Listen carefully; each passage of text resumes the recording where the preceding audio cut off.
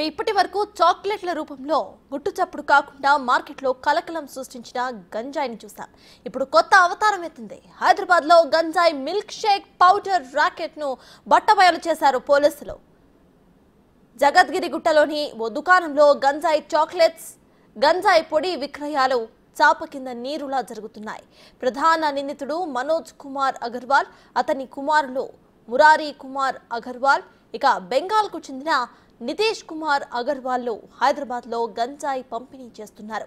Jayashree traders పేరుపై అధికారులు దాడులు నిర్వహించి చూడగా అందులో 4 కిలోల గంజాయి పొడి, 160 ప్యాకెట్ల గంజాయి చాక్లెట్స్ ను స్వాధీనం చేసుకున్నారు. Telangana state anti narcotics bureau సహాయంతో లా ఎన్ఫోర్స్మెంట్ ఈ విషయంపై దర్యాప్తు వేగవంతం చేసింది.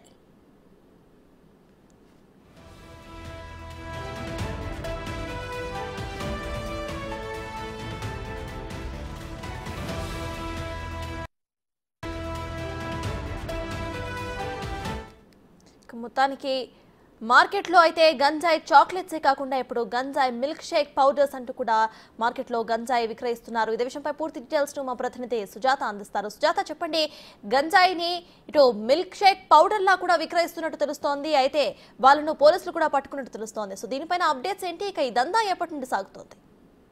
తెలంగాణ రాష్ట్రంలో గంజాయి చాప కింద నీరులాగా ప్రవహిస్తుందని చెప్పుకోవచ్చు. ఎందుకంటే రీసెంట్ గానే చూసాము గంజాయిని వివిధ పదార్థాలలో కలిపి చాక్లెట్స్ లో అట్లా పిల్లలకి అలవాటు చేయడం, తర్వాత వాటికి బానిసలుగా అయ్యే విధంగా కూడా డ్రగ్స్ పెడ్లర్స్ అయితే మాత్రం చేస్తున్నటువంటి విధానం చూస్తున్నాము. అయితే రీసెంట్ గానే చాక్లెట్స్ అమ్ముతున్నటువంటి పలువురు వ్యక్తులని నార్కోటిక్ పోలీసులు ఏకకాలంలో గంజాయి చాక్లెట్ రూపంలో అమ్ముతున్నటువంటి వారి దగ్గర నుంచి చాక్లెట్ ని స్వాధీనం చేసుకోవడంతో పాటు వాటిని అరెస్ట్ చేశారు. అయితే తెలంగాణ రాష్ట్రంలో కాంగ్రెస్ ప్రభుత్వం ఏర్పడ్డాక డ్రగ్స్ అనేది ఎక్కడా కూడా ఆ మాటే వినిపించవద్దు అని చెప్పేసి నార్కోటిక్ అధికారులు అయితే మాత్రం కీలక పాత్రను పోషిస్తున్నారనే చెప్పుకోవచ్చు. ఎందుకంటే ఎక్కడైతే డ్రగ్స్ అమ్మబడుతున్నాయో పలు వాటి మీద రైట్స్ ని కొనసాగించి వెంటనే డ్రగ్స్ ని కట్టడి చేసేందుకైతే మాత్రము చర్యలు తీసుకుంటున్నటువంటి పరిస్థితి చూసాము. ఈ తాజాగా మార్కెట్ లోకి మిల్క్ షేక్ రూపంలో అంటే గంజాయి పౌడర్ ని మిల్క్ షేక్ గా వేసి మార్కెట్ లో అమ్మడం పట్ల అయితే మాత్రము ఎక్కడి నుంచి తీసుకొస్తున్నారు ఏంటి అనే దాని మీద పూర్తి స్థాయిలో ఆరా తీస్తున్నారు.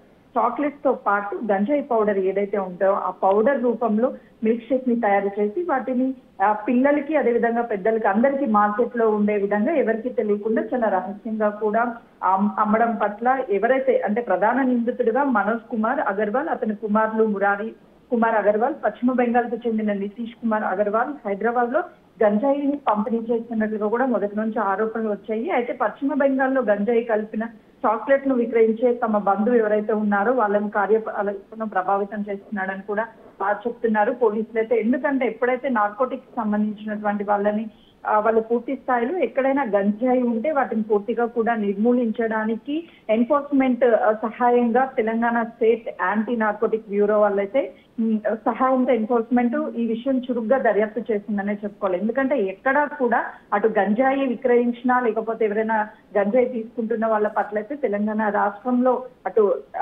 నార్కోటిక్ పోలీసులు అయితే మాత్రము చాలా సీరియస్ గానే ఉన్నారని చెప్పుకోవచ్చు. ప్రభుత్వం కూడా సీరియస్ గా యాక్షన్ తీసుకుంటుంది. ఎందుకంటే ఇప్పటి వరకు డ్రగ్స్ కి సంబంధించి ఎవరైనా డ్రగ్స్ సేవించినా కూడా వాళ్ళని వెంటనే ఐడెంటిఫై చేయడము, ఎవరైతే డ్రగ్స్ ని అమ్ముతున్నారో వాళ్ళని స్వాధీనం చేసుకోవడం ఇవన్నీ చేస్తున్నప్పటికీ కూడా వివిధ రకాల రూపంలో అంటే ఇప్పటి వరకు గంజాయి రా రూపంలో చూసాము, కానీ ఇప్పుడు పౌడర్స్ వీటన్నిటిని కూడా ఎవరు ఐడెంటిఫై చేయని విధంగా అయితే మాత్రము మార్కెట్ లోకి కొత్త రూపంలో గంజాయిని తీసుకొచ్చి మిల్క్ షేక్ గా తయారు చేసి వాటిని మార్కెట్ లో అమ్ముతున్నారు. దీనిని గమనించినటువంటి వాళ్ళు తండ్రితో పాటు 2 కుమారులను కూడా అదుపులోకి తీసుకున్నారు. ఎందుకంటే జయశ్రీ ట్రేడర్స్ పై ఏప్రిల్ 15 కూడా అధికారులు అయితే మాత్రము దాడులు నిర్వహించి 4 కిలోల గంజాయి పొడి, 160 ప్యాకెట్ల గంజాయి చాక్లెట్ ను స్వాధీనం చేసుకున్నారు.